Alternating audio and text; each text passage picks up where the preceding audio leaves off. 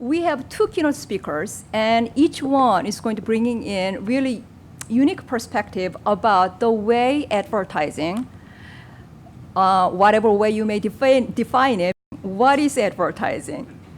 And I had a lot of those kind of questions I had to answer. So advertising is really defined in many different ways, and it can mean many different things. And depending on your background, depending on where you are going with your career, it can really mean different directions. So we specifically invited these two keynote speakers because they really come from different backgrounds, but they have very unique perspective about the future of advertising. So this can be great conversation starter for us. So the discussion we will have, the keynote presentations and following discussions with the audience members, I hope this is going to really lead us to really think about, this is really interesting direction, many different directions. So we can basically bring in our thoughts into this discussion together, starting right now. So the first keynote speaker that I'd like to introduce is Jonathan Copulsky. So he's currently a lecturer of marketing and program director of a business marketing strategy, executive education at Kellogg School of Management at Northwestern University. Prior to joining Northwestern University, he spent 20 years as a senior consulting principal at Deloitte, where he led the firm's marketing and consumer strategy offerings. He also oversaw the firm's thought leadership activities and served as chief marketing officer for Deloitte's $7 billion plus US consulting business. So he's going to talk about the way he sees as the future of advertising in this data-rich digital environment and where the research of advertising should touch on going forward. So I'd like to welcome Jonathan to the podium to share with us.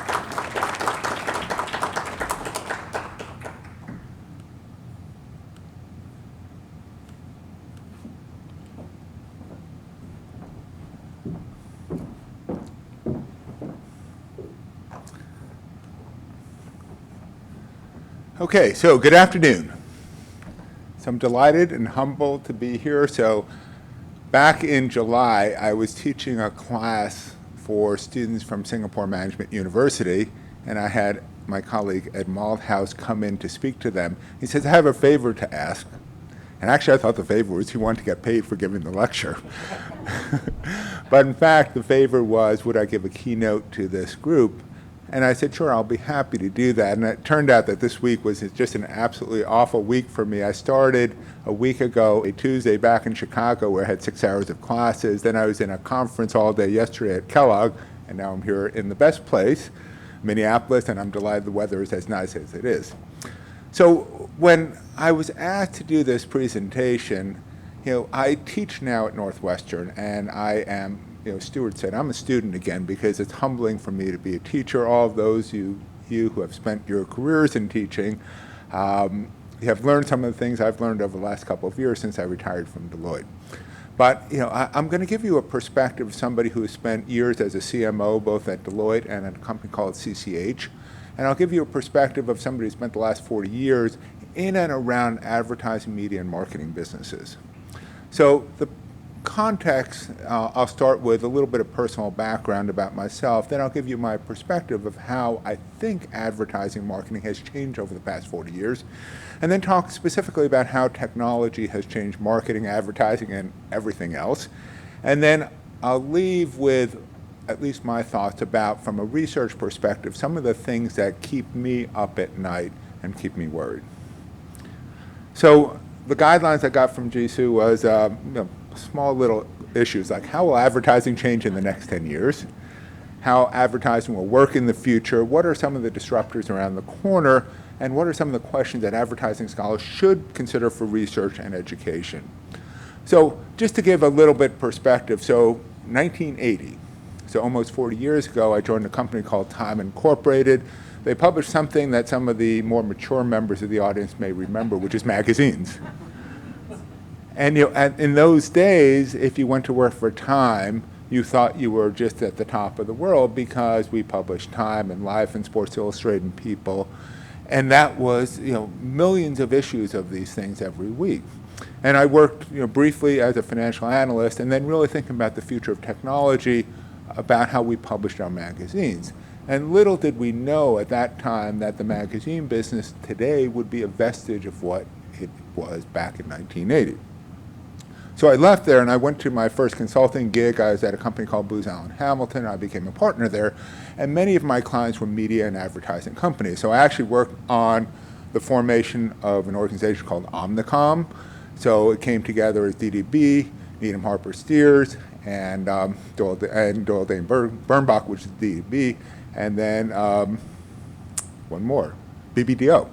So three of the big powerhouses, and BBDO in particular was this creative powerhouse. In those days, and Stewart will talk more about this, those were the days of what we were used to from Mad Men. And ironically, the TV show Mad Men actually was filmed in the offices at Time Life in New York City at 1271 6th Avenue.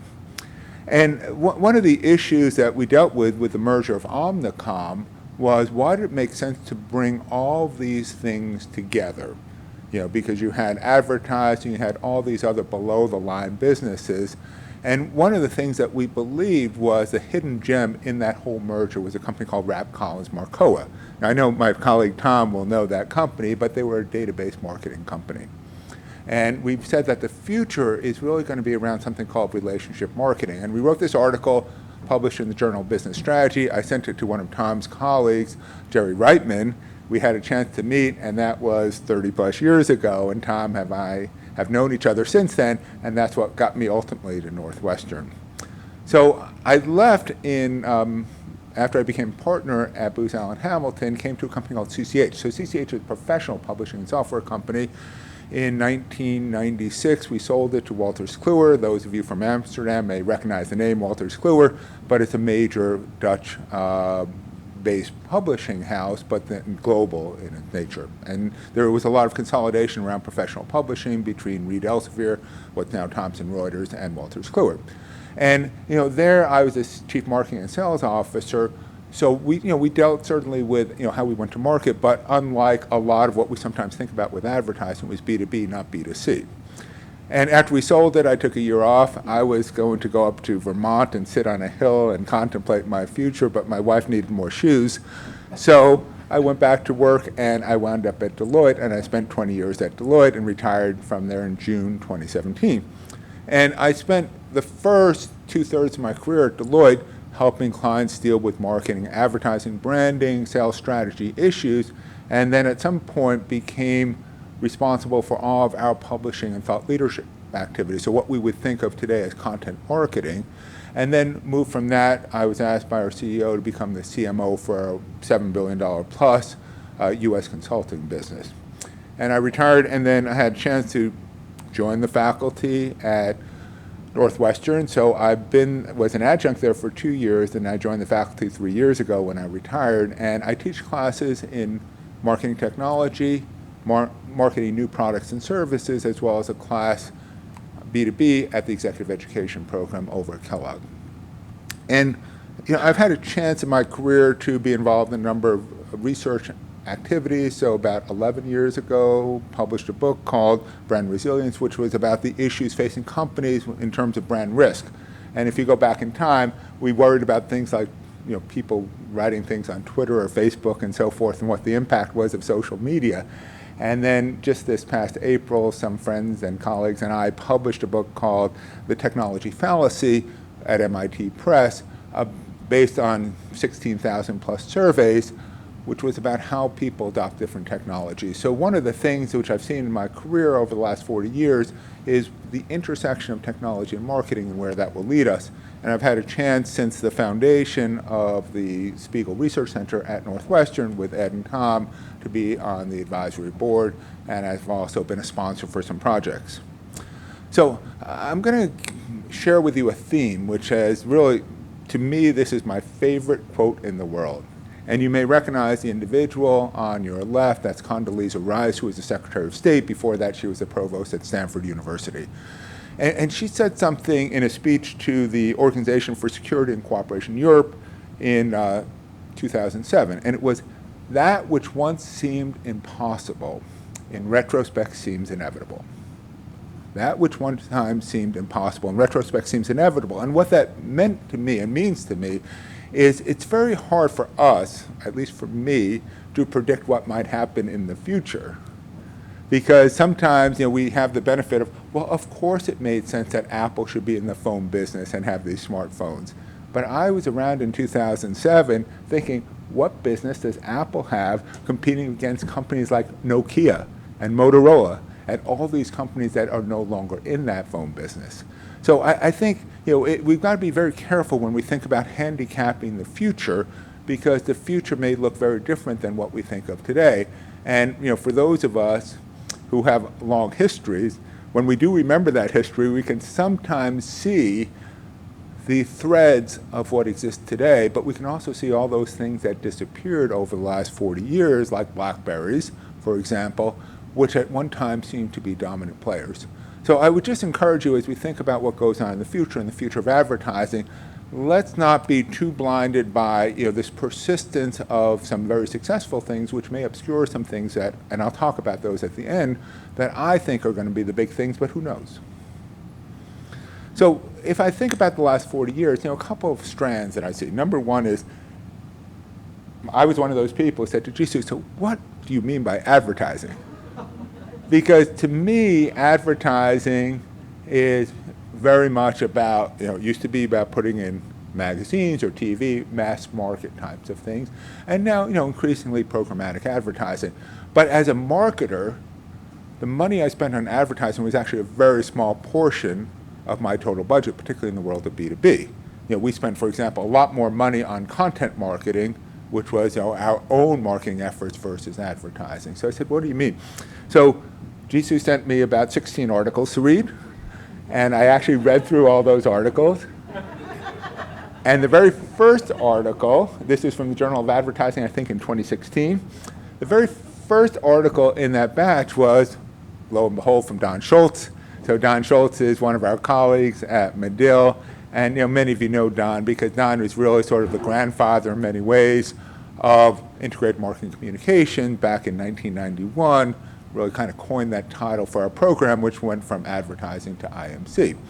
And Don says, it used to be the creation and mass media distribution of persuasive message by or on behalf of brand marketers from profit-seeking sellers. Now that's a mouthful, but basically people had stuff, wanted to sell stuff, and needed to push it out there.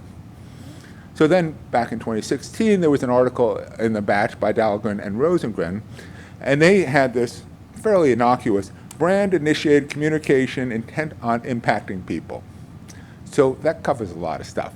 So while it is less specific, it's also less clear what doesn't fit into that. And also, I think there's going to be a group here on user-generated content. So does that get included in brand-initiated communication? So I think, we're still struggling for what that definition is. So I'm not going to try and answer that because there was their paper and then all the responses that people had to their paper. And so, for me, I'm perfectly content to say it's some way that we talk to people who might buy our products and some way that they talk back to us. The other thing is I've seen this incredible period of disruptive change. When you think back over 40 years, those of you in the audience who are younger, you may not yet have reached the age of 40, but I talk to our students now, and they have grown up in a world which didn't exist when I was growing up. And so they think about things differently. So they don't have a world in which there are no smartphones. They don't have a world in which there are not PCs. They don't have all these other things that now they're just used to. The other thing I've seen is this inexorable march towards greater personalization, towards greater relevance in terms of what we communicate to customers, greater targeting, and greater attribution, all of which are fueled by technology. So, we used to do things like, measure awareness and measure exposures and so forth, and now we've gotten better and better at measuring how did that impact people in terms of associating outcomes with the activities that we did. Now, folks like Tom and I, who grew up in the world of direct marketing, we said we were doing that 40 years ago.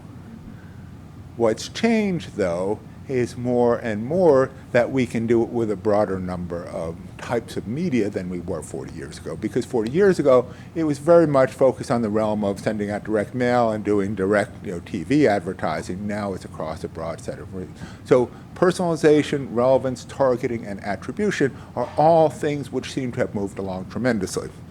And then the other thing is that we just got way more tools than we ever had before. So for those of us who grew up before social media was launched. You know, now that's a way that we've got at least one politician in the United States communicating with his constituencies. Who would have imagined that, right? And whether you like that politician or not, it just is, represents the degree of dramatic change that's taken place over the last 40 years. So I've got some videos, and what we've discovered as we're setting up here, that I come from the world of Windows and Microsoft, and now I'm in the world of Apple. And so not all of these things work exactly the same. So I'm going to try these, and we'll see if we are able to get these loaded. But if not, I will tell you. So maybe, Jisu, if I can get a little bit of help with this. So I'm looking there. I've got two videos here.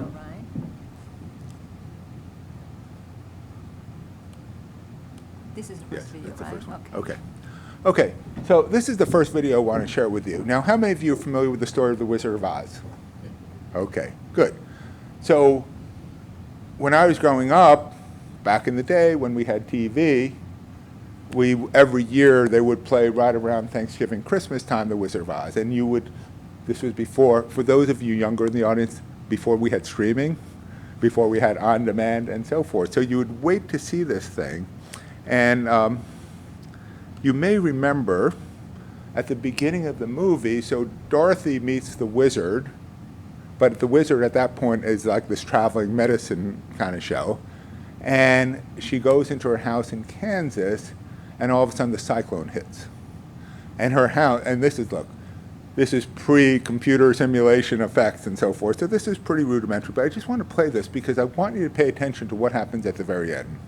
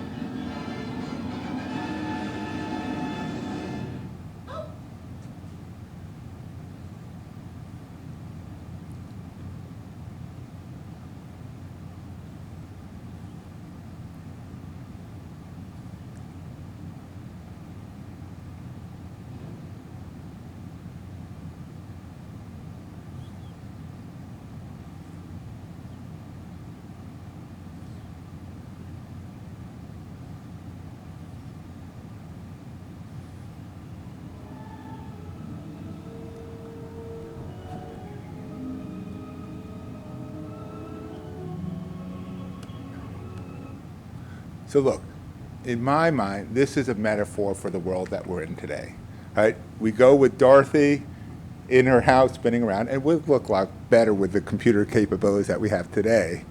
It looks pretty rudimentary. I thought it was pretty scary when I was a kid. But all of a sudden she goes from this world of sepia, black and white tones to a world of color. Now, I never knew that when I was growing up because we were too poor to have a color TV. But this notion of where we are today is so different than where we were 40 years ago. So I think we're in a world of color, but some of us and some of the mental models and some of the frameworks that we had were developed in the world of black and white. And by the way, 20 years from now, 40 years from now, it will be completely different. So even 10 years, I think, is ambitious because so much has changed in the last 10 years. And I'll give you a couple of examples of that. So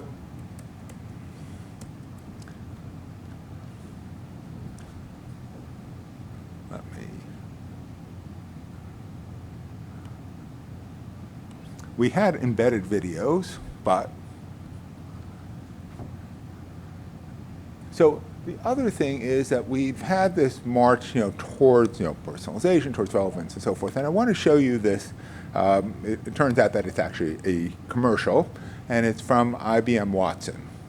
And it's a little bit about the world of personalization. So, Jisu, I'm going to need your help one more time, and then this is it.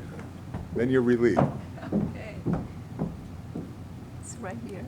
So should we play? Yeah. Customer data, you got it, tons of it, and you know your customer. Take Jack, for example. Jack loves waffles. How do you know? Because Sunday Jack said so on social. And last Friday, he'd been searching for a waffle maker in your online store. Boom!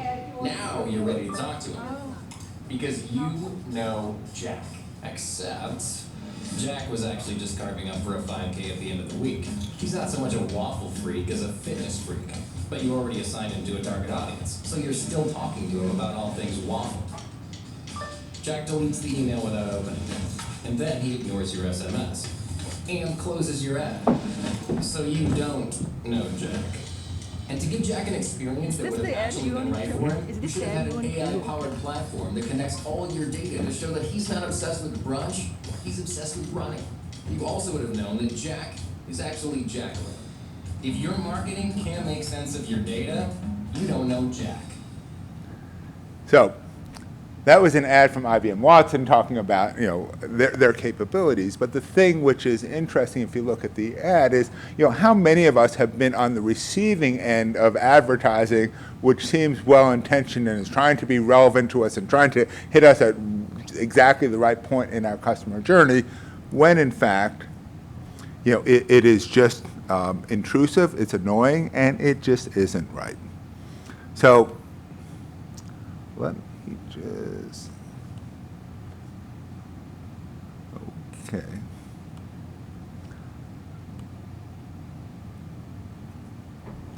So, no more videos.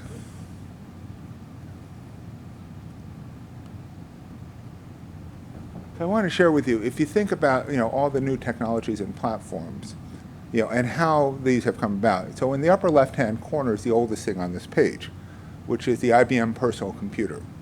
So 1981, and some of us are old enough to remember that, but a world in which we didn't have personal computers. Now, we had Apple IICs, and by the way, this was the very first Microsoft-enabled operating system, because before that we had CP/M, which no longer exists. So Apple has continued along, but this really provided legitimacy to the idea of personal computers, particularly in corporate and enterprise environments. And then over the next bunch of years, right, so all of a sudden we had in 1994 the very first graphical browser, which was Netscape. There's some people here from University of Illinois. That was where it was invented. 1994 was the first time we ever saw a browser cookie too. So think about the world in which we didn't have computers, we didn't have graphical browsers, and then over the next bunch of years, so double-click, 1996. Google, as a company, 1998, so just a little bit more than 20 years ago. 1999 is when we had Alibaba. 2000 is when we had Google AdWords. 2002, LinkedIn. Then we had, over the coming years, we had YouTube, we had Twitter, we had Facebook, we had Instagram, we had WeChat, we had Alexa and other devices. There are now 100 million Alexa-enabled devices in the United States. And then more recently, we had our Oculus Rift. So if we think about these technologies, the question is, which ones are the ones that are going to come next, and how will those be, potential platforms for advertising and marketing? So when I think about how technology affects us as marketers, I think about two dimensions. Dimension, which is the vertical dimension, is how does that make for a better customer journey? One which is more responsive, one which is more personalized, one which is more targeted.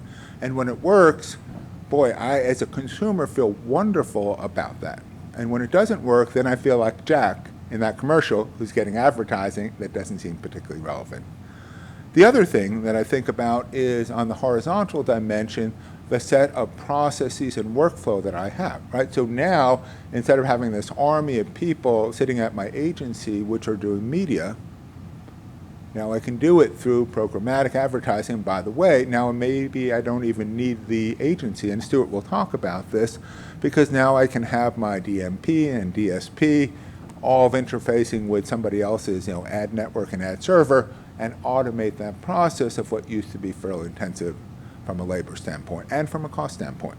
So we've got these two dimensions, and when it works well, they work in conjunction with another. The technology helps us to be more efficient marketers, and it also helps us to be more effective. And part of the way that it does that is through the insights that we can discern from the data that gets produced. So there's a wonderful quote, which was one of the articles that Jisu sent me, which is, technology has irreversibly changed the way that firms identify who is more likely to buy, what they are more likely to buy, when they are more likely to buy, why they are likely to buy, and how they are likely to buy, repurchase, and recommend.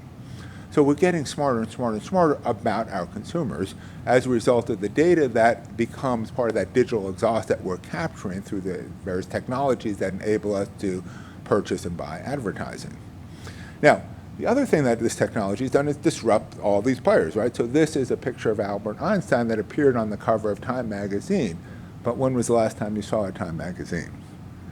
It also allows this emergence of all these new players, so players like Google and Twitter and Alibaba and Facebook, et cetera, as well as the companies that sit in the middle like Adobe, Salesforce, and so forth, making all the various technologies.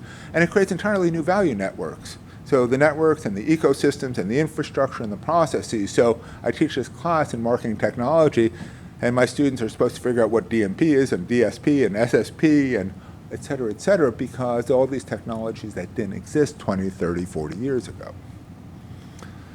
So when I look ahead, there are a couple of issues that I think about. One, which is this overwhelming number of choices, the overwhelming amount of information that are available to me as a consumer, and consequently as a marketer, the things that are available by my customers.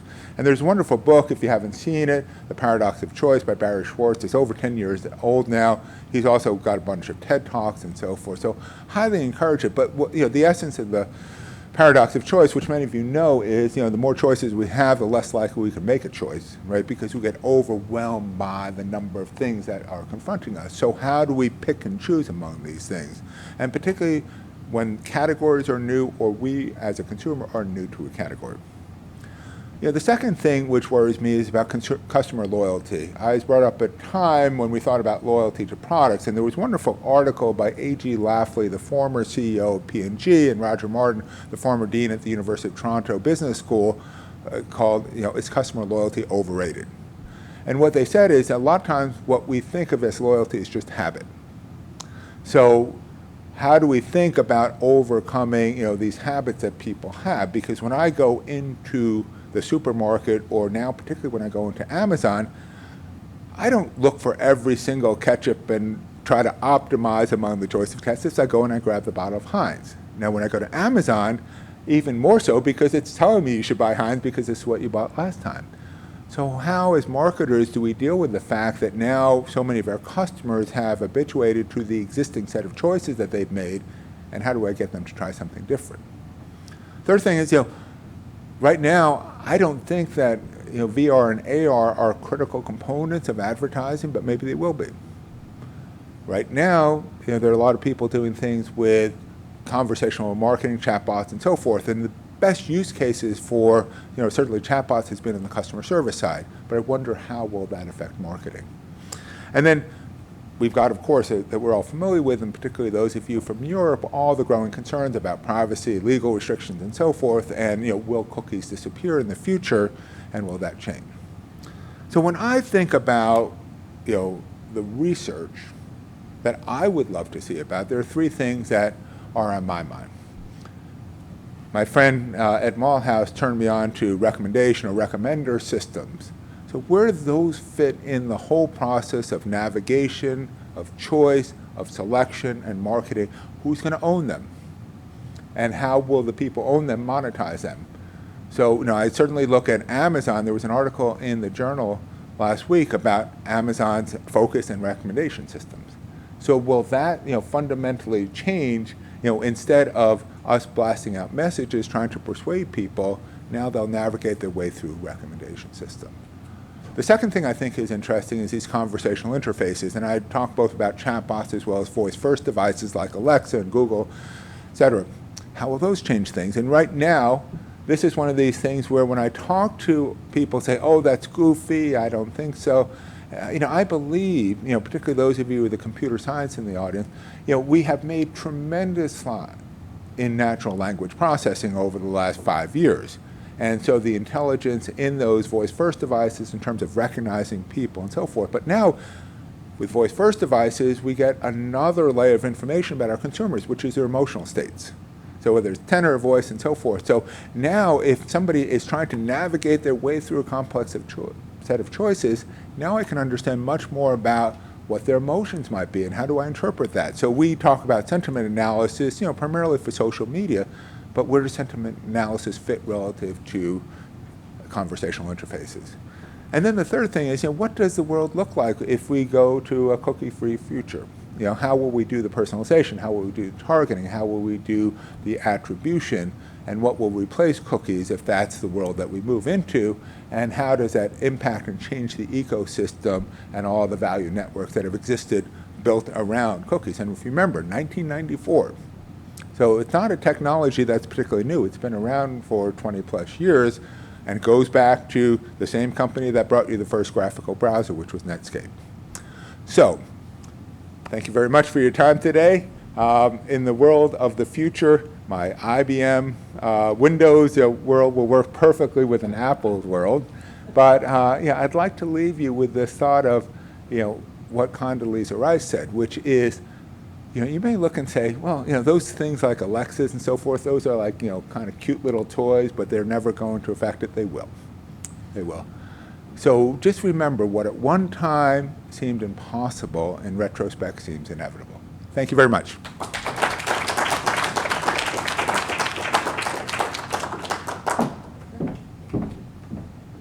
Thank you, Jonathan. Before we open the floor for Q&A and discussion with the audience, I'd like to introduce second keynote speaker. And after the second talk is over, then we are going to invite the keynote speakers back to the podium so that they can be seated here. And if the audience has any questions, then they can answer the question, or we can engage in multi-way discussions together afterwards. So the second keynote speaker that I'd like to introduce to you is Stewart Pearson. He is, I've known him since 2000, it's been a while. And when the AAA, American Academy of Advertising Conference, was held in Seattle when I was the president of the organization, I was looking for somebody who can give a keynote speech at the conference. And we were particularly looking into somebody who can talk about the past, present, and future of advertising. So let me give you brief biographical information about Stewart. He is the founder of Consilient Group and a former vice chairperson and a chief client officer at Wonderman WPP. He is a global leader in digital and data and relationship marketing, and he's recognized for innovation and experience in global marketing and enterprise-scale client engagement. His expertise include digital strategy transformation, global marketing and brand planning, insights, data analytics and optimization, team building and training, and he led agency organizations in clients' teams in over 50 different countries. So he will share with you what he thinks about the way the advertising industry and practice has been transformed and what will be the future of advertising. So please join me in welcoming Stewart to the podium. Thank you, Jisu. I've just grabbed a glass of wine, by the way, so please let me not keep you from a glass, so I won't be insulted. Okay. A couple of quick remarks by way of introduction. We're going to talk about data. You have to talk about data. It's hard to talk about advertising today. I think you need to use a mic. Sorry. It's hard to talk about advertising today if you don't talk about culture and society. And in fact, that's always been true. Is that okay? Yeah. So, a couple of remarks to tell you what I'm concerned with. The first thing is data. And data and its effect on marketing effectiveness and on privacy and on culture and on the lack of respect in which advertising is currently held in society. I'm going to show you a slide later which ranks the professions and show you where advertising sits in that ranking. Guess where? So this is actually the subject of which I'm currently concerned, where I'm currently involved. Despite all the data, all the technology, all the brains, all the analysts, all the consultants, the duopoly, which is about to become the triopoly, we still don't know. Most CMOs admit that we don't know how advertising works and what effect it has on business. That problem really has to be solved. I'm also going to talk about the gentleman that Jonathan referenced, Einstein, who said two things I think that really matter. The problem is today that we're obsessed with digital metrics, which by definition are short-term. Most American companies today are not growing organically. Most American companies are in fact struggling to compete, and they're consolidating to sustain their business. We can count the number of clicks and likes an advert gets, but do we know the long-term effect? I'll talk a little bit about marketing metrics. And then his other point, any fool can know, the point is to understand. The sexiest job of the 21st century, I now believe, we were told in 2012 it was data scientist. I thought so then. It's not. It's the person that can tell stories based on data and the work of the data scientist. I was presented to 60 students at the University of Washington on Wednesday night, and we talked about this subject in particular. And the room was split between computer science, undergraduates, and between undergraduates from other disciplines. And it's going to be very interesting to see who has the best career in the future. The people that understand data science and can apply it, or the people that do it. Couple of bars. So my history, let me go straight to that. My history starts with a mirror image of Jonathan's. I was also in the publishing business. My first employer was Reader's Digest, the biggest selling magazine in the world. I built models for them to cross-sell different products to the magazine. We were really sophisticated then, I promise you. I sold products. I went into marketing. I sold products like the swinging 60s and the sensational 70s. And I got into the advertising business because a man with whom I share an acquaintance with another person I'm pleased to meet this evening, a man called D Byrd said, I want you to join my startup agency. And I said, I'm a statistician. I'm not an agency person. I don't believe in creativity. And I didn't. But I did join his agency. We sold it to Ogilvy, where I worked on clients like American Express, who are very advanced in data, Xerox, who were global, and actually Peugeot, not obviously here, but they're a French car company that in the UK went from 4% to 9% market share in 3 years, because they really doubled down on data-based marketing. I formed an agency called The Human Face, called The Human Face, and then I got back into the big agency business with Lester Wunderman. Wunderman was, in 2011, $1.1 billion in revenue, the biggest digital marketing agency in the world. We are, I think Wunderman now is number 7 or number 8. Who's number 1? What's the biggest digital agency in the world? It is Accenture, followed by IBM, by Deloitte, etc. At Wunderman, I was part of the strategy team at WPP and had the pleasure of presenting regularly to Martin Sorrell, who has got a tremendous grasp of business. He changed the advertising business by creating WPP, following on Omnicom, which Jonathan discussed, and he built an integrated marketing services company. And unfortunately, the agencies are no longer in so strong a position. I had the privilege of working on Microsoft. I walked into Nokia House one day in 2006, Nokia was selling 39% of the mobile phones in the world. 39%. 2007, Apple launched the iPhone. The rest is history. I worked on Lufthansa, United.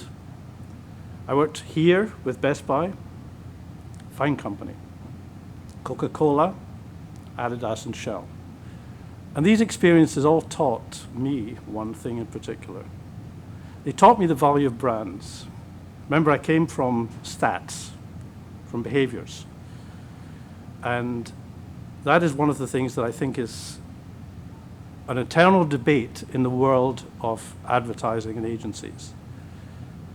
There's an everlasting debate between, is advertising an economic process? Is it scientific? Is it a perceptual process?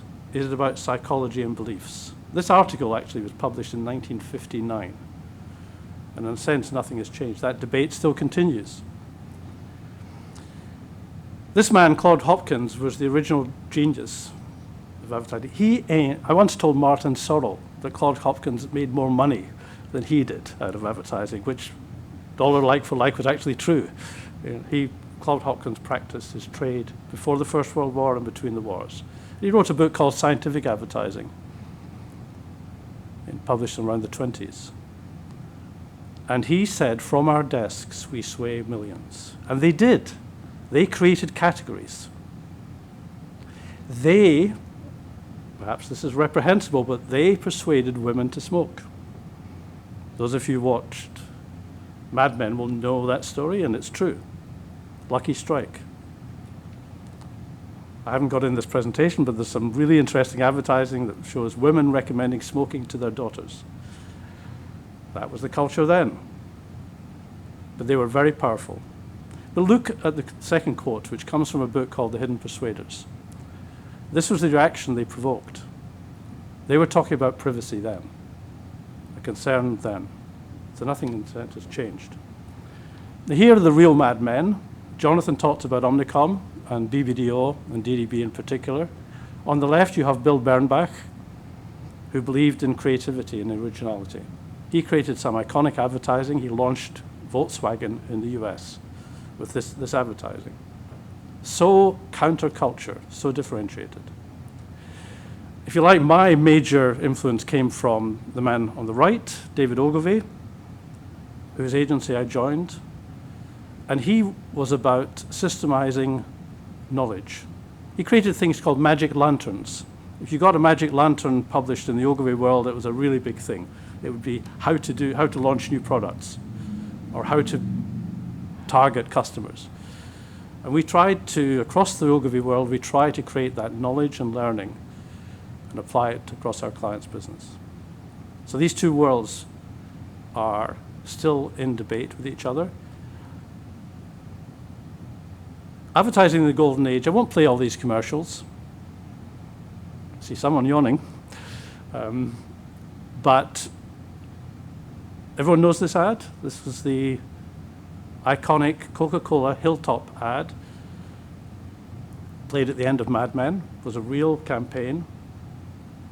Coke was the most valuable brand in the world at the time. I wanted to work for the most valuable brands when I was young. The other one was also had a red logo. It was Marlboro. And I worked for both Coke and Marlboro in my career. Now, how do you compete? Back to our two worlds. You can compete rationally. So this is the Pepsi challenge back in the 80s, I think. They did blind tasting. They've done a little bit of it more recently, actually. They did blind tasting, and real truth, I think something like 7 out of 10 preferred Pepsi in the blind tastes. Did it work? It did not work. They tried something else. They created the Pepsi generation. Let me see if I can play this. And because this is much more. Oops. Mm-hmm.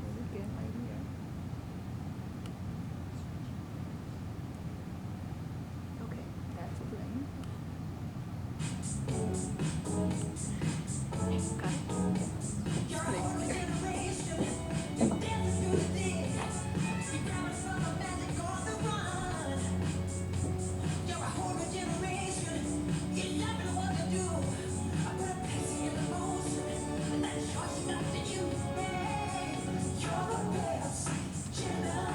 Could you imagine running that ad today? Advertising reflects culture. One of the best books I've read in a long time is I think it was published in the 70s or 80s, called The Mirror Makers. Stop it.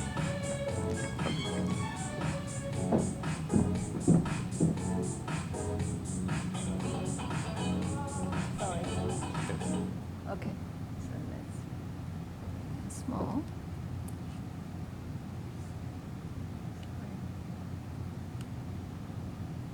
Okay, so let's go back to. Okay, here we go.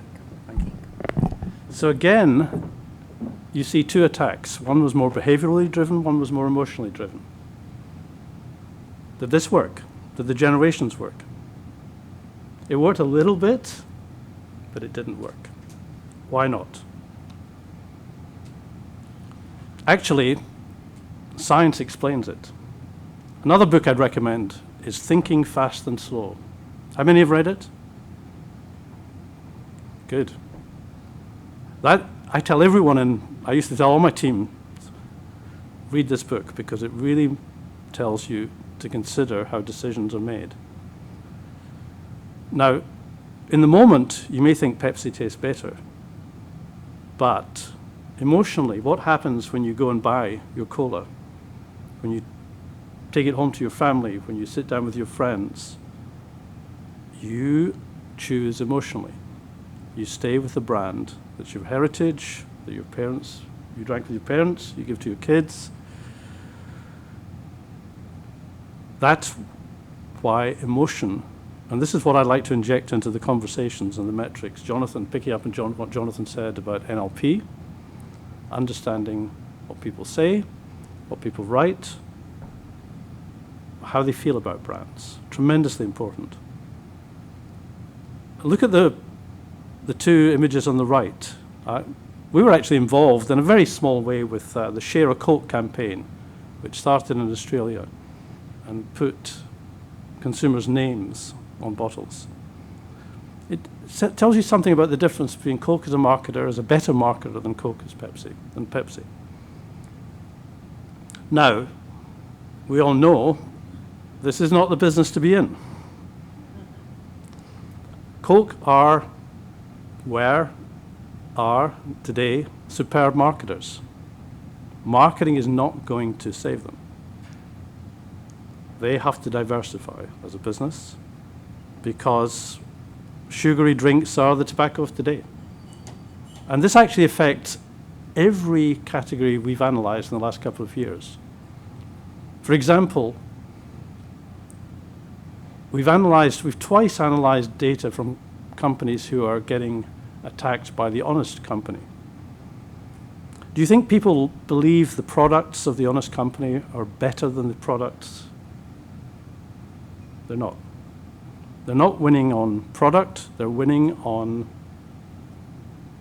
culture.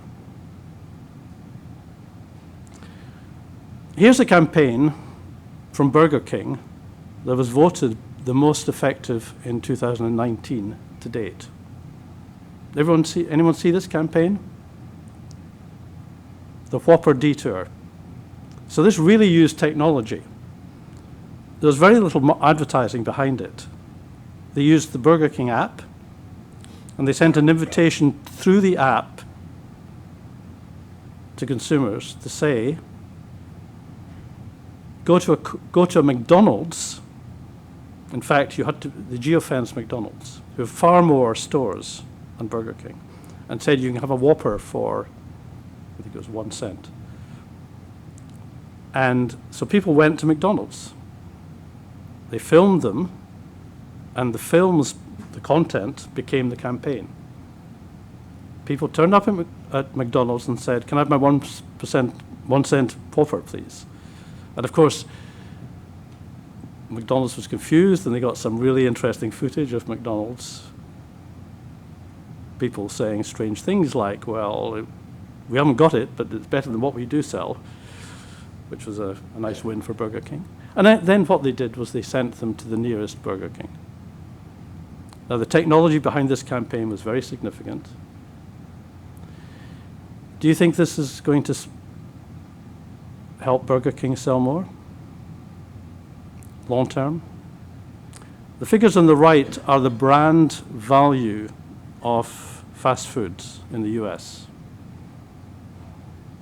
McDonald's is dominant. I think actually Burger King is to Pepsi as McDonald's is to Coke. McDonald's is doing better than Pepsi, even this year. Now here's another advertising campaign that is also being recognized as the most effective marketing campaign in the last decade. The campaign for Real Beauty by Dove. Successful at multiple levels, successful financially, driving results, enabling Dove to extend their franchise, and creating a real sense that this is a brand that understands its consumers and can offer them a place to have dialogue and find products that are more attuned to their needs. So when you think about how advertising works today, it's definitely technology has got a role to play. Data and technology do have a role. And Burger King campaign was smart, but it's also really about culture. But it's more than that. This is another advertiser, obviously, that's recognized for their effectiveness, their bravery, if you like, their ability to take a position. Nike launched Just Do It in 1988 with a campaign with a 80-year-old man running. They're still running the same campaign today. For example, they obviously celebrated the win of the US soccer team. The women's soccer team. The men's soccer team is rubbish. Sorry. I'm a European and a Scot. Sorry. But so you've got the same campaign running, and the difference here is you see a marketer who's focused on the long term. They're not focused on the number of likes that content gets. They're not focused on the number of swipes. They're focused on an audience. They know who that audience is. They knew that the Kaepernick ad would offend people. They didn't care because they knew that their future lay with people who'd be more sympathetic to their cause. So how advertising works, it's long term. It's important word, technology and culture, and one other thing. It's about engagement. That is a profound difference. And Jonathan talks about the ways in which engagement can happen today. Advertising is not about impressions. It's about engagement. We've done analytics which show that the number of impressions, whether it's from TV or from Facebook, doesn't move the needle. What does move the needle are the number of people that engage with the content, engage with the media. Advertising is complex. This is an example not from a client, just from it's a real business, Athleta, which is part of the Gap. This is what Athleta's advertising looks like today. This is what they do. They do television, they do paid search, they do campaigns and promotions and events at their stores, at places in their neighborhood. They engage across all channels. They create a lot of content. They run events at their stores. They build a community around each of their stores. And then they sell through multiple channels of distribution. How do you make sense of that? How do you optimize where you spend your resources? That's a major challenge, and certainly I hope would be a subject of tomorrow's discussions. And they have to do that not just in the context of their own marketing. They have to do that in the context of the economy, of trends and competition and commerce.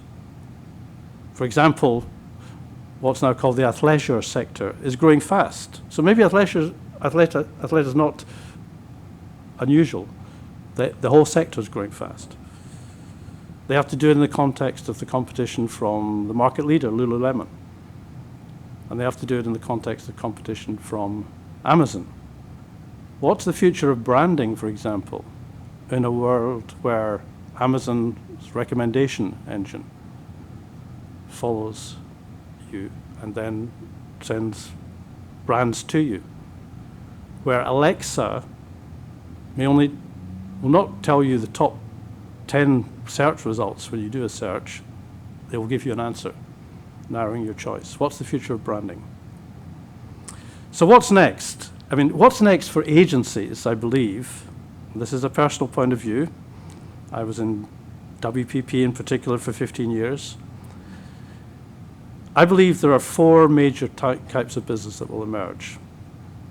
On the right, the global holding companies will obviously survive, but I think 2 or 3 of them may well be bought and partly broken up because they've got too complex to manage.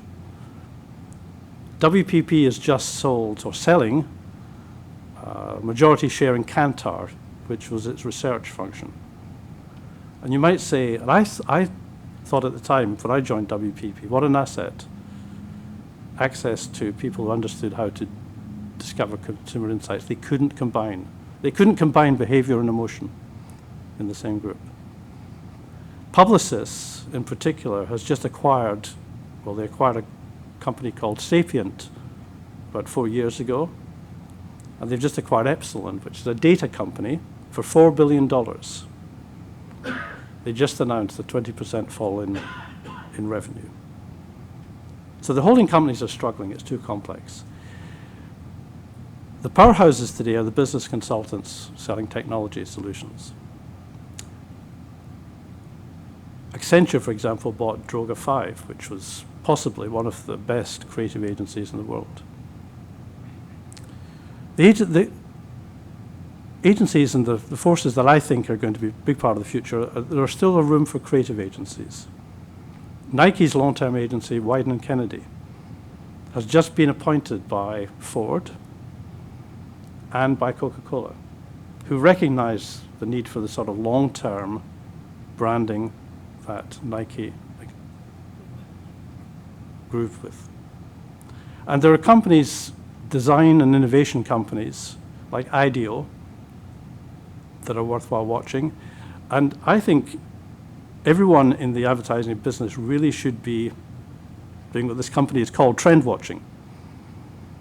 We need to look outside our market, our category, and our companies, and look at where the consumer is going and follow the consumer. Gleason Conference said we need to see the forest for the trees. That's right. So agencies, of course, believe that clients have lost contact with reality. They've lost the ability to invest. The quarterly results reporting and the pressure on CEOs had made it difficult for them to invest. This is John Hegarty. He's a British advertising man, famous for having a great agency called BBH, now part of Publicis, but he famously helped build the Audi brand long term. Audi is a huge success story. Agencies fear what I just mentioned. They fear that the left brain is taken over, that we neglect the right brain and the power of emotions. But how do you quantify it? How do you quantify emotions? Feeling, language. So a couple of challenges I'd focus on. How does advertising work when consumers engage and create? It seems to be every company I ever had as a client said they were consumer-centric. I rarely believed them. They were shareholder-centric. They had to be. But in today's world, that may be changing. There was a business leaders forum that just announced that they thought that business really need to take into account their employees and customers as well as their shareholders. Will there be some teeth behind that movement? Will we create metrics by which companies can be judged? On the left, you've got the ratings of the number of likes these brands have on Instagram. Well, Nike's at the top again. But you have some wonderful brands like Starbucks and Sephora who are clearly marketing principally through their consumer base. White Claw is a brand that cut its advertising because it was doing too well through its own consumers. So my definition of advertising, and like Jonathan, I worked my way through all the papers that Jisu sent us, and my conclusion is that all of this is advertising. Even if it comes from the consumer, we can't split the two. And consumer-centric, I don't think, is the right term. Consumers lead today. The flow of power and knowledge is now going not from brands to consumers, but from consumers to brands. That's fundamental in its shift. It's engagement. The engagement comes through lots of different technologies. Gaming and esports, I think, is a really interesting one. Facial recognition, AR is just beginning. I see brands, I talked about trends. Brands have to understand waves in consumer culture and memes. What are important and what are not. For example, the straw wars. Suddenly, we can't have plastic straws anymore. What's next? I mentioned the challenge of being in the Coca-Cola business. You can't be in a business if your future depends on products and services that are deemed to be against the trends in environment and wellness, diversity, in which we all believe today. As I said, the flow comes from the consumer. It starts with the consumer, and demand is direct from the consumer. All these companies, direct-to-consumer companies that are forming, are in response to consumer demand. Those of us who started our career in direct marketing should be feeling pleased, because we know that it's not the sale direct that matters, it's the insight and knowledge you get about the consumer that matters. So the second big challenge is, as I mentioned before, what is the value of a brand and what is the impact of marketing? If you're a CMO, what do you tell your board about the impact of marketing? If you saw that case of White Claw, they cut their advertising because they were getting the sales anyway. 2 years ago, Procter & Gamble significantly cut its digital advertising budget and saw no effect on sales. Marketing analytics is generally not seen to live up to its promise. Certainly short-term digital attribution hasn't. I believe that's principally because of the silos that exist in the data. When you can put the data together, you get a picture of the whole consumer in a way that you rarely do, and you also get a picture of an ability to measure the long-term effect. That long-term effect sometimes happens faster than we like. On the left is the ranking of brands in the year 2000.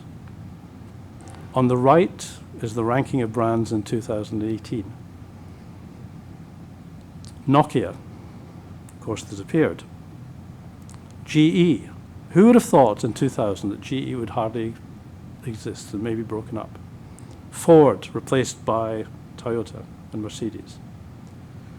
So you've got these enormous changes, and the changes are happening faster and faster. If you're not tracking what the consumer is doing, saying, and what the consumer believes almost continually, you will not be able to anticipate and respond to these changes.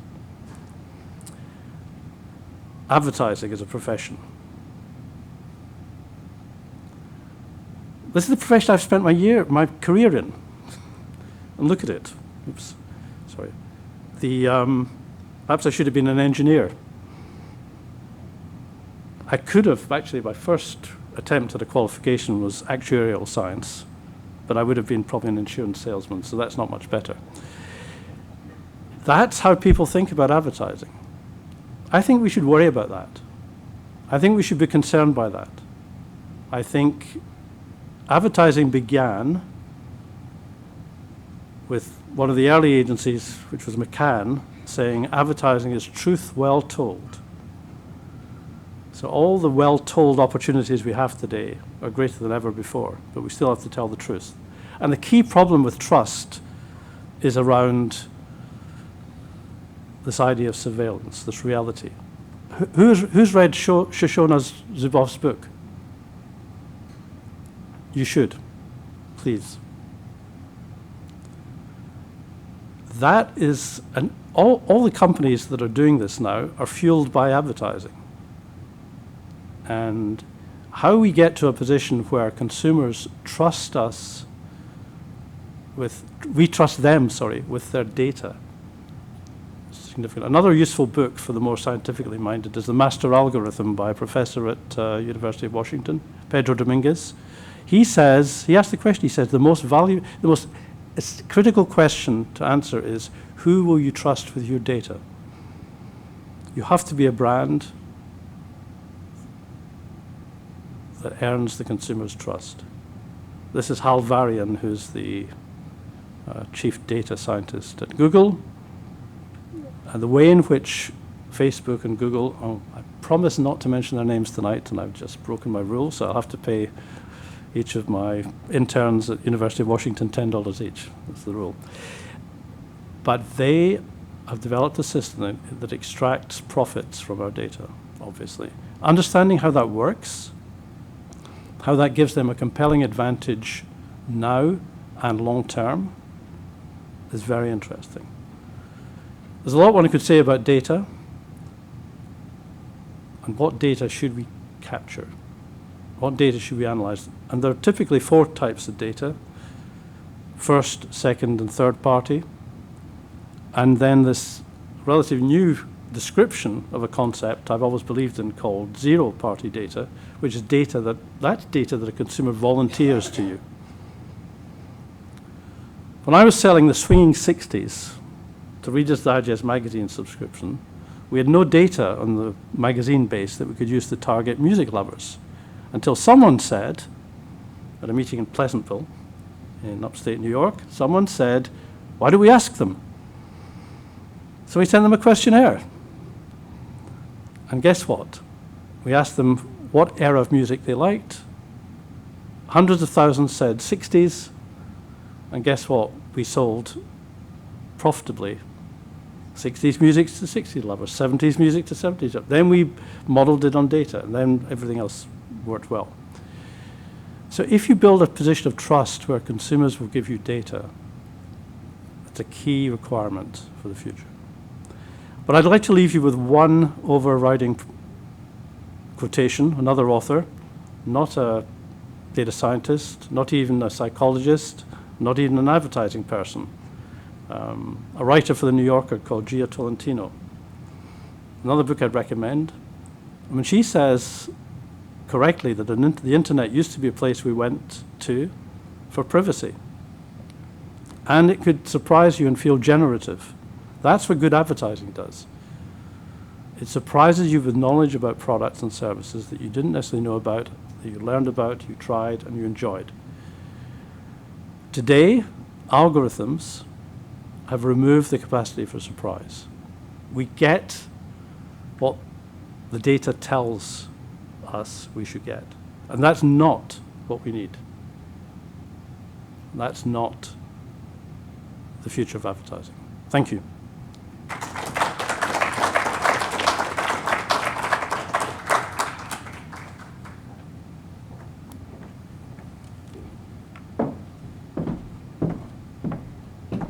Thank you very much to both keynote speakers. Now I'd like to invite both speakers to be seated on the podium. So with some help from the audience, I'd like to bring up 2 chairs up here so that I can face the audience.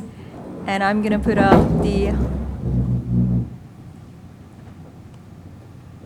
this as a background slide. So I'd like to open the floor for any kind of questions you guys might have for our keynote speakers. Yes, please. I'm going to actually ask Maral to act as a mic runner because we'll need to have the mic for the audience questions.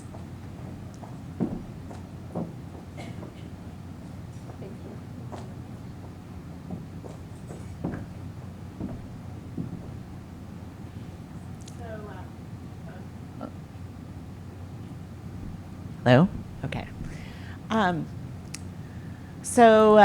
In light of when I was listening to both of you, in light of the fact that Stewart, you gave a different talk about 20 years ago, it sounds like, or 15. How has the last 5 years of acceleration in data analytics and social media really shaped the question of advertising engagement differently than perhaps it was anticipated in earlier eras of direct marketing, engaging?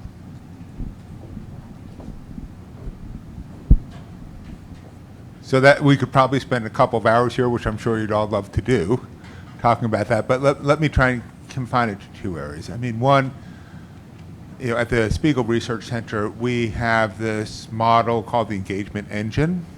And the engagement engine is really very focused on the role of influencers.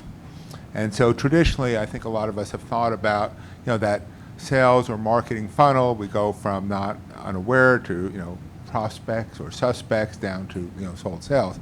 And McKinsey a number of years ago came out with something called the customer decision journey. And then the engagement engine, I think, takes that a couple steps further, really focusing on the role of influencers. So I think we now see a new role for influencers that we never saw before. Related to that, so I think that's one big change. The second big change is this question of, I'll call it brand safety, brand risk, but this issue of now all of a sudden, and this book I did, Brand Resilience, says, what people have to say about our brand is probably as important about what we say about our brand. So we no longer are the exclusive owners of brand that are consumers and people who know about the brand. So it's not just influencers, but people can damage our brand with statements which are negative and adverse about the brand. So now all of a sudden as brands we need to think about how do we build the capability for quick response. And all this is happening in a world in which, if those of you, once again, I started my career before I went to business school teaching history in high school. So I always take a historical perspective. But those of you who remember back in the world of J&J and Tylenol, when they had the problems with Tylenol, they had weeks to respond. Now you have less than 24 hours to respond, and if you were not prepared for the response. So I think it's also thrown the onus on those of us who own brands to really be prepared to respond to the kind of deliberate and inadvertent sabotage that happens through social media. Thank you. Entirely agree. A couple of other perspectives. One is marketing is everything. Here's a definition of marketing. It's everything that happens outside a company's doors. Everything. The mistakes that can happen with your brand may not be perpetrated by your marketing. There might be an employee in any function of the business. The product may not be as promised. The ingredients of the product, the design of the product may not be as promised. So marketing has to step up and be the representative of the customer in the company. It's not marketing communication. It's a broader role. I'd add that I just emphasize that it's not us who predict the future. When I say that you need to understand your consumer, everyone says, well, no, Steve Jobs didn't care about research. Here's the truth. We did a study for Nokia on the iPhone in 2008, a year after it had come out. Steve Jobs, firstly, didn't envisage the world of apps. It was apps that really drove the iPhone business, and the culture, and the ecosystem. He didn't envisage them. he thought he was inventing an iPod, which was then widely successful, an iPod that could make telephone calls. And the app system changed all of that.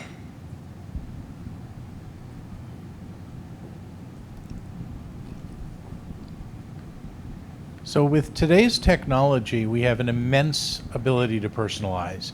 In fact, with most video being streamed, we could do product placements where every person watching an episode of something sees different products picked for them.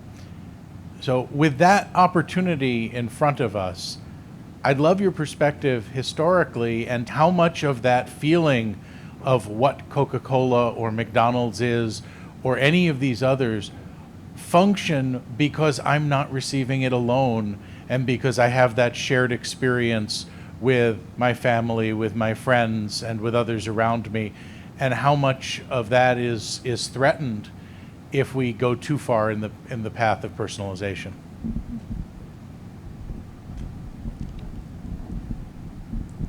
So I think that's a great question. I think we've seen in the U.S. in the political spectrum, the emergence of tribes, right? We got the red tribe and we got the blue tribe, and people, all the communications that go on with that. So one of the things, I think we've seen with social media, as influencers have, grown in the last 10 years, people want that sense of belonging, and that's I do think there's an important role for that. It's sometimes easy to forget that there was a world of personalization long before we had some of these technologies. Those of us who go back in time remember when we had inkjet, printing, and we could actually personalize what was in a magazine. We thought that was so cool. We had split runs for magazines, and all these things. I'm dating myself, Tom. And those of us who grew up in the world of direct marketing, which sounds like Stewart did as well as I did, and we had all those kinds of things. But I do think, Stewart made, I think, an eloquent case for, some of this is about getting the right offer at the right time and the right, moment to people. And one of our colleagues at Medill, Jim Lachinsky, wrote a book a couple of years ago called ZMOT, The Zero Moment of Truth. Can we actually hit people at the right time? And I saw some research. It was one of my colleagues at Kellogg, Florian Zettelmeyer, showed this thing. And it was fascinating because it underscores what Stewart said before about what does data actually tell us. So there were 4 bars. One of the bars, these were people who were buying cars. And how many people saw an ad, how many people saw an ad from a manufacturer, how many people saw an ad from a retailer, and how many people saw an ad from a retail manufacturer. And then of those people who saw those ads, how many people bought cars. And the data suggested that the people who saw the manufacturer and the retail ads bought more cars than any of the other ones. Florian said, well, that's one way to interpret the other data. The other way to interpret the data is that somebody who's actually wanting to buy a car was looking at ads and searching for these things and happened to see not only the ads from the manufacturers, because they weren't just looking for an F-150, but they were looking for an F-150 in Evanston, Illinois. So of course they saw the retailer as well as the manufacturer thing. So I think we've got this whole trend where we sometimes want to attribute activity and outcomes to things which are actually erroneous. But at the same time, your question is the emotional component of advertising, the desire to belong to a tribe. So I think that in the future, that's why I look at recommendations and think about our willingness to take a restaurant recommendation from somebody that we never knew before. Think about that. Think about our willingness to get into a car with somebody that we never known, but we look at the recommendations in Uber. So the other way where I think that sense of belonging comes is in recommendation systems. And that's why I kind of look at recommendations as that's going to have a dramatic influence on us in the future, because now our tribe is more than just friends and family. Our tribe is all the other people like us, and that's what we're looking for. So if I'm a brand owner and I don't have a strategy for recommendation systems, I think I'm missing a beat. And I don't think, by the way, it's just B2C, because I see it in the world of B2B as well, because more and more what we've learned in B2B is that more and more people are starting their searching and the discovery process online. I think it is a great question. I'll give you a fact-based answer. We build models that predict what drives sales, short-term and long-term, with all the marketing inputs and the cultural inputs we can get. So how much a company spends on television versus the size of its community. And we find that generally, this is a general rule, paid advertising is overspent. Paid search is overspent. People spend too much time and money on these activities. The size of a brand's community is a significant factor. One client actually asked before we started the analysis, should I spend more on television or should I hire more social community bloggers? The number of brand posts that they sent out to their community, not paid, they did it themselves, their own known media, was a significant variable in the model. The size of the community was a significant variable in the model. It was more powerful than the amount of money the company spent on Facebook. So building your own community, to your question, is a very significant driver of marketing today. And I believe that trend is going to continue. Now, we haven't done this, but we want to go deeper into what were the blogs about, what were the topics, what kind of people respond to them. But definitely community is a major factor.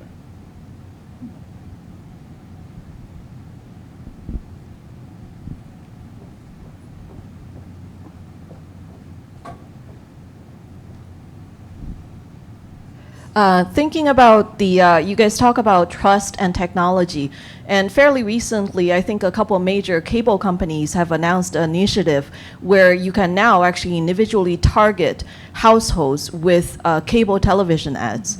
I'm curious as to your reaction to this effort. Is it going to be kind of like the last struggle of a declining industry that's going to eventually go away, given all these online streaming industry, or is it potentially a reviving effort where cable companies can now compete? Well, I'll give you my belief is that I think it is the one of the last efforts of an industry to reinvent itself. The telcos are now desperately trying to, well, Verizon acquired Yahoo and other digital properties, but didn't make them effective. Verizon, I think, has realized, and this is a personal point of view, Verizon has realized that making their service better is the most important thing to do, not to make other sources of revenue from their customers. Now you've got AT&T, led by former advertising executives, trying to find ways of monetizing their data. I would suggest that all these companies should think about the consumer experience and what they want. And you know, Netflix just announced mixed results yesterday, I think. But look at their advertising free. Look at the power, subscription based. I can tell you that early in my career, we made proposals like that to clients again and again, but they would never do it. Today, it's happening. If a service has value, a value proposition, I may trust it with my data, which means I'll pay for it. And I think that's really where the future lies. So look, I think the best way to think about the future of marketing and advertising is to watch science fiction. So, you know, if you've never seen Minority Report, you know, great, you know, movie to see, and there are a couple of scenes in there which show what, you know, if you think about how many years ago that was the future of advertising. I think in the future, every single media property is going to have the ability to target people at the individual level. I mean, it's going to happen. So, and I also think that many of these things will be available, you know, selling programmatically.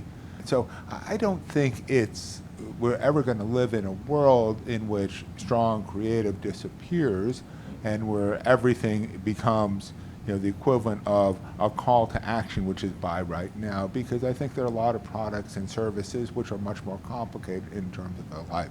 But I can't imagine that we're going to live in a world in the future where our ability to personalize is not going to extend to every single interaction, both what, you know, we currently think of as offline as well as the online methods we have.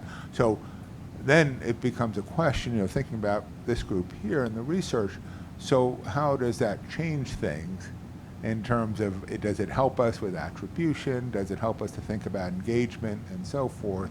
And really what that cycle looks like, because we've got products which are clearly going to be categories where people impulse purchases and so forth. And Don Schultz's article made a profound point to me, which is, all this stuff only matters in a world where people have discretionary income, right? If you don't have discretionary income, choice doesn't matter because you don't have any choice because you don't have the income to subsidize that choice. So, I think we've got to think about the categories and which categories lend themselves to greater personalization, which categories don't, and how does that play out at a category level as well as kind of thinking about it at a more meta level. So let's go to Venki first, and then Hari. First of all, big thank you to both of you for very stimulating thoughts. How would you like to flip the scenario? I mean, you mentioned that consumers, trust, engagement, all these things are going to. What if the future is consumers or customers, depending on B2B or B2C, is actually being driven by all these AI tools? They have bots, they have agents. They're constantly thinking about activities. Okay, now the weather is nice in Minneapolis, which is actually great. Thank you very much for bringing that. And so what do we do now? So they're conversing and they're talking to their bots or whatever it is. So what would be the brand of skates that I need to have? What skates? And then, it does a search and then shows you these are the brands of skates. And by the way, what would you like me to do? In this environment, the consumers are actually thinking in terms of activities. And whereas brands are always self-centric, self-obsessed, Coke or American, consumers don't think about these brands. So the realization is, how much can I get into the activities of these consumers?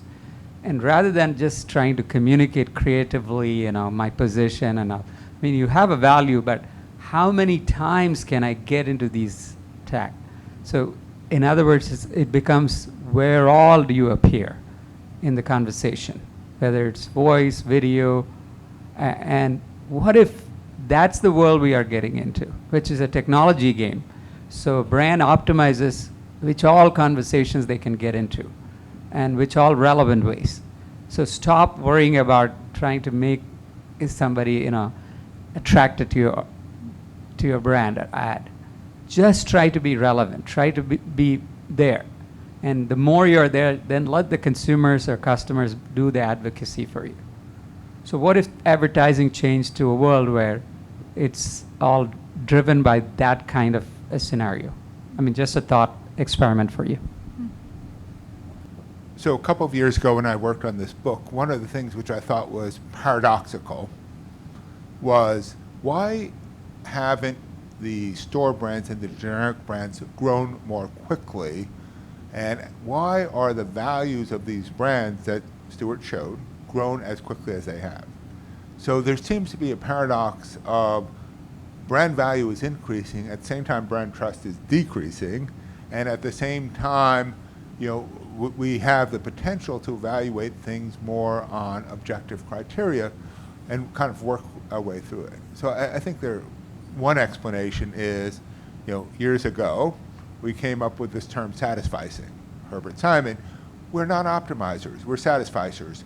And I think one of the ingredients that goes into that satisficing equation is brand. Right, so I know if I'm thinking through 3 or 4 different alternatives, and this goes back to your question about tribe, right now I can belong to the Apple tribe because I know that Apple is a brand that's going to work most of the time, so why search around a lot further?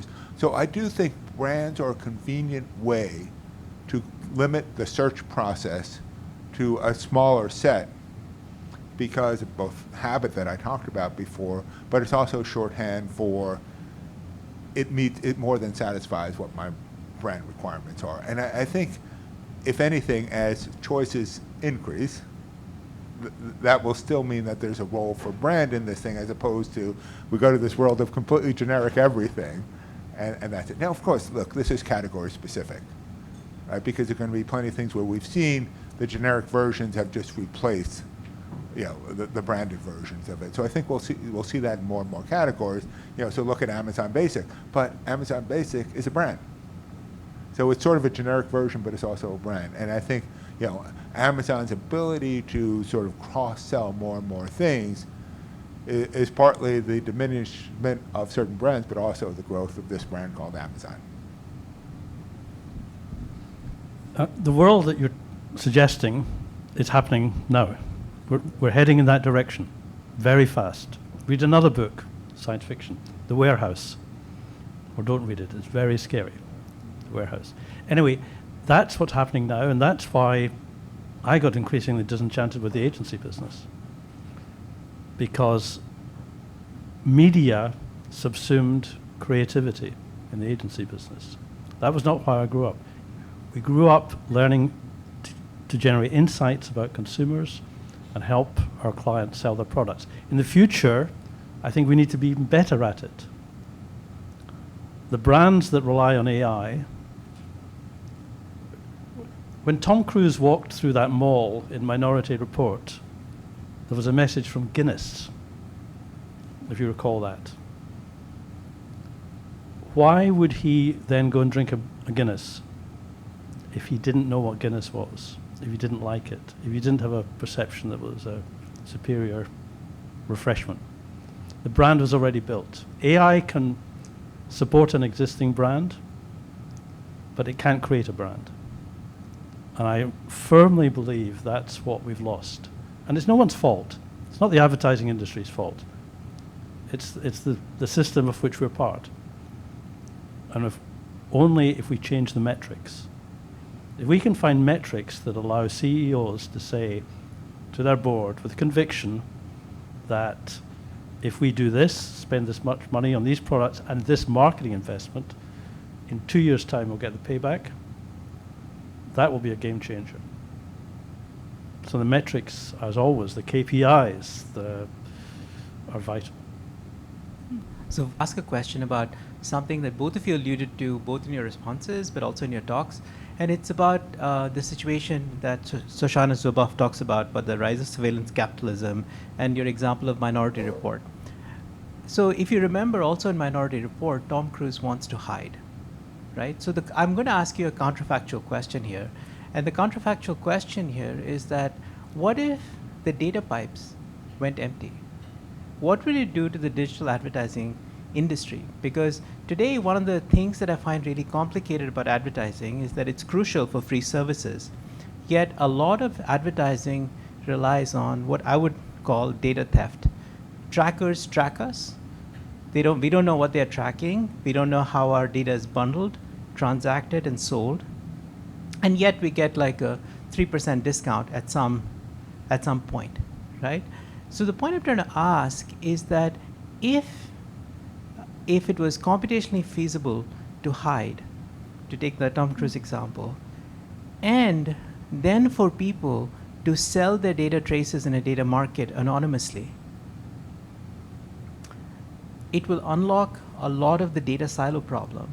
Right now, Google and Facebook occupy between 60 to 70% of the trackers.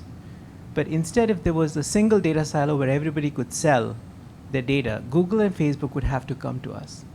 So what would be the role of hiding and collective action if everybody could hide and then sell their data anonymously?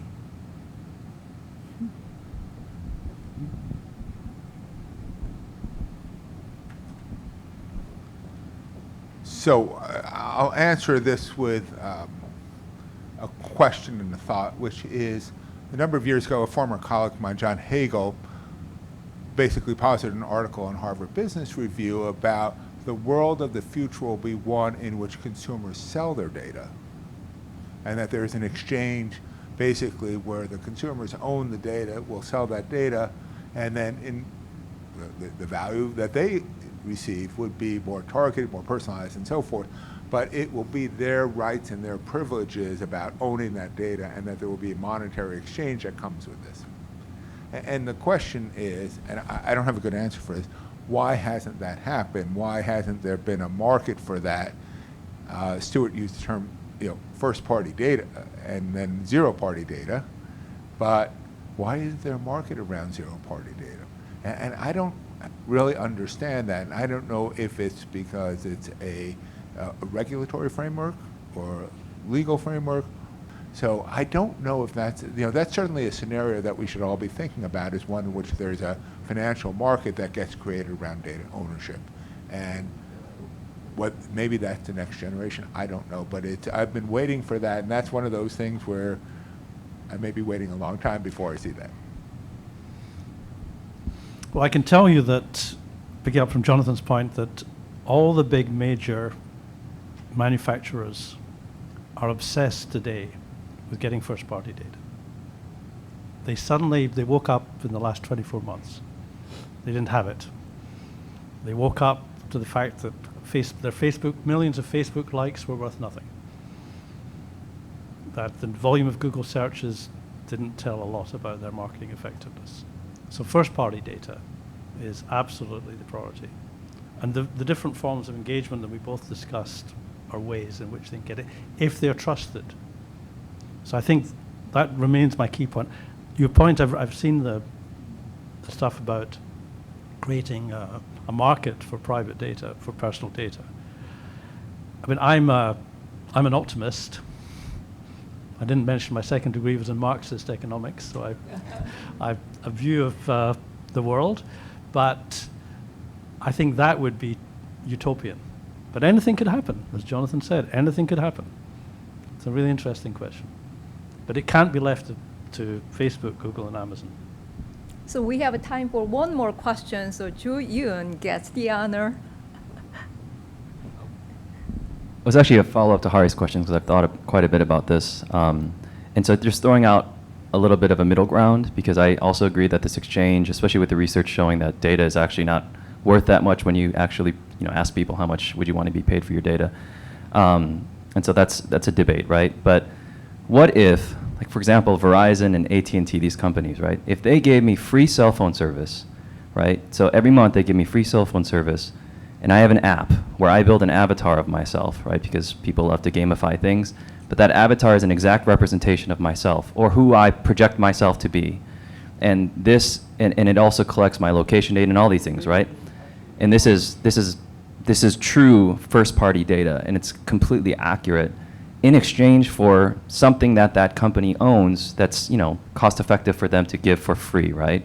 But that becomes, everything is an advertising platform, right? My email is an advertising platform. It's just not presented as one.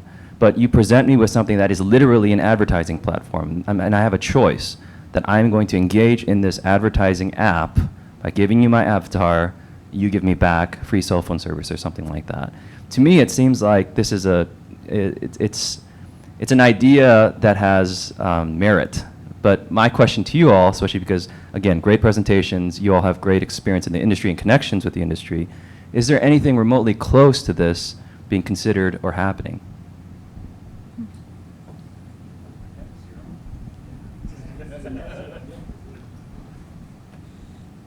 So years ago, I'm working at Time Incorporated, and I went to one of our senior executives, and we had a personal connection, Jerry Levin. And some of you know who Jerry Levin is. He, among other things, was the one responsible for selling Time Incorporated to AOL. And it didn't work out too well for either AOL or Time Inc. But I said to him, and this is now, we're going back in time to about 1984, and our business was selling advertising, and basically most of our magazines were supported by advertising. And I said, we spent all this time with ad salespeople who took people out to lunch, and they had the 3 martini lunch before we got rid of those things. And I said, why can't we do all this stuff electronically? So I'm thinking about what we would now call ad networks and ad exchanges back in 1983. There were a whole bunch of infrastructure things that needed to happen to get us to where we are now with programmatic. So I think one alternative future says we will create these value exchanges between consumers and companies. The second alternative says somebody will create that, and that will make a market in that. I think the idea of single value exchanges, the problem is, it's like, how many apps do I need on my phone? So do we become more of sort of a network? And then the question is, who becomes that person? I can think of a couple of candidates, including Amazon, Facebook, and all these other platforms. So does that become part of their core service as a future? So I would bet more on that, personally, than the one-to-one, because I just think it will be overwhelming to consumers once you get past 2 or 3 of them. Some of the DTC companies believe their future is in the direction you're saying. They're not just going to sell mattresses. They're not just going to sell glasses. They see their future as building a consumer base that trusts them, and then selling on a subscription basis in which they share their data. So, but like Jonathan, the future could be that a number of new strong brands will emerge. It's hard to see a lot of the existing brands surviving this world. We should all take a bet. Let's put down a few dollars and say who's going to survive and who's not, who's going to come through and who's not. So, I mean, who's going to mediate that exchange? Government? Maybe in Europe, not here. Who is going to? Again, it's about trust. But the